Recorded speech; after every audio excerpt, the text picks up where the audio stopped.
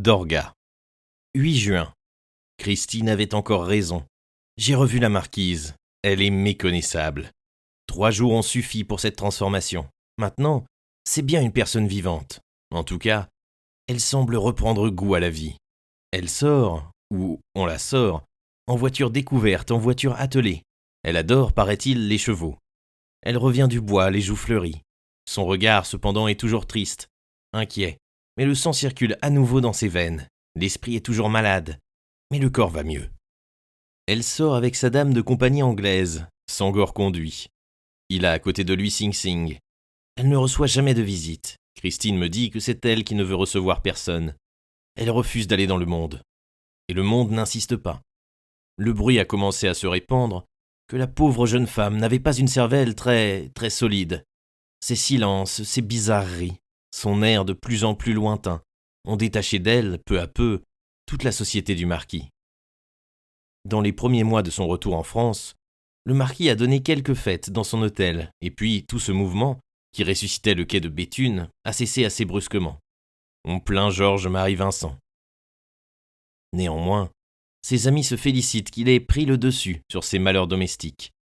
Je tire naturellement tous ces détails de Christine, elle est très renseignée. Le sang des Coulteret est plus fort que tout, me dit-elle. Ils en ont vu bien d'autres. Un petit bourgeois serait écrasé par cette infortune. Lui, il prend des maîtresses. Il aurait voulu me mettre dans sa collection, ça n'a pas réussi. Il est déjà consolé, ou du moins je l'espère. Je ne puis être que son ami, et l'ami de la marquise. Ils ont besoin de moi entre deux.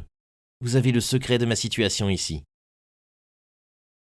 Sur ces entrefaites, le marquis est entré, un flacon et des gobelets d'argent à la main, ses yeux brillaient. « Il faut que je vous fasse goûter, dit-il, ce que Saïb Khan vient de trouver pour la marquise. Elle y a goûté, elle a déclaré cela excellent. Je vous crois, on dirait du cocktail. Et savez-vous ce que c'est ? Un mélange de sang de cheval, d'hémoglobine, de je ne sais quoi.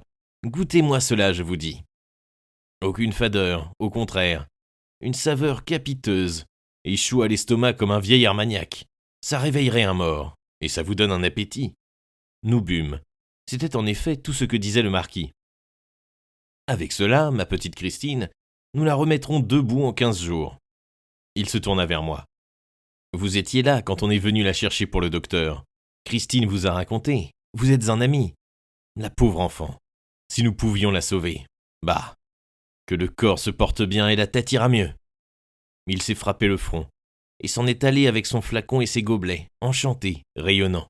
« C'est à chaque fois la même chose, me dit Christine. Chaque fois il s'imagine que sa femme est sauvée. En attendant, il va aller ce soir rejoindre sa Dorga. » Sa Dorga ? Oui, la chanteuse hindoue. Décidément, il a beau en être revenu, il ne sort pas de l'Inde, cet homme-là. Il l'a ramené de là-bas en même temps que sa femme. Vous m'aviez dit qu'il adorait la marquise. Êtes-vous naïf ? Un Coulteret peut adorer sa femme et avoir 10 maîtresses.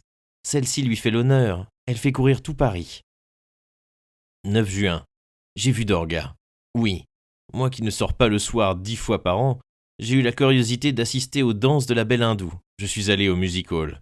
Il y avait, comme on dit dans le jargon des communautés de théâtre, une salle resplendissante. Je m'attendais à une petite danseuse demi-nue, avec quelques bijoux sur la peau, des disques au sein, une ceinture de métal et de lourds bracelets aux chevilles.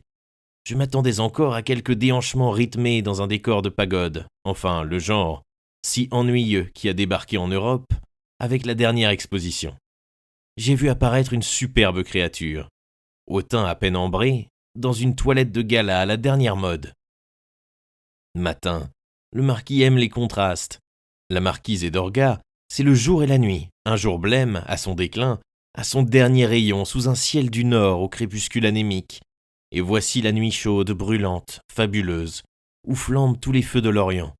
Mais plus que les bijoux qui l'étoilent, plus que la ferronnière qui étincelle sur son front dur, éclatent les yeux de cruelles voluptés de Dorga.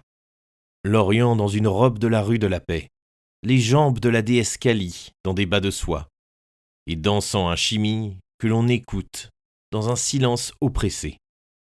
Après la dernière danse, quand la salle put respirer, une foudroyante acclamation a attesté la satisfaction des spectateurs qui en voulaient encore, mais la belle danseuse avait disparu, assez méprisante, et ne revint plus. Les lumières jaillirent sur les visages pâles ou cramoisis, au gré des tempéraments, et j'aperçus le marquis écarlate, qui sortait d'une loge avec Saïb Khan. Il daigna me reconnaître. « Vous avez vu, me jeta-t-il, hein, vous avez vu? Quelle merveille !» Et à ma grande stupéfaction, il me prit sous le bras. « Allons la féliciter. » Je me laissai entraîner. Nous fûmes bientôt dans sa loge, assiégée, mais qui ne s'ouvrit que pour nous. Cette fois, elle était demi-nue au milieu des fleurs. Le marquis me présenta. « Monsieur Bénédicte Masson, un grand poète. » Je ne protestai pas. J'eusse été incapable de dire un mot. Je la regardais, à la dérobée, honteusement et l'air mauvais.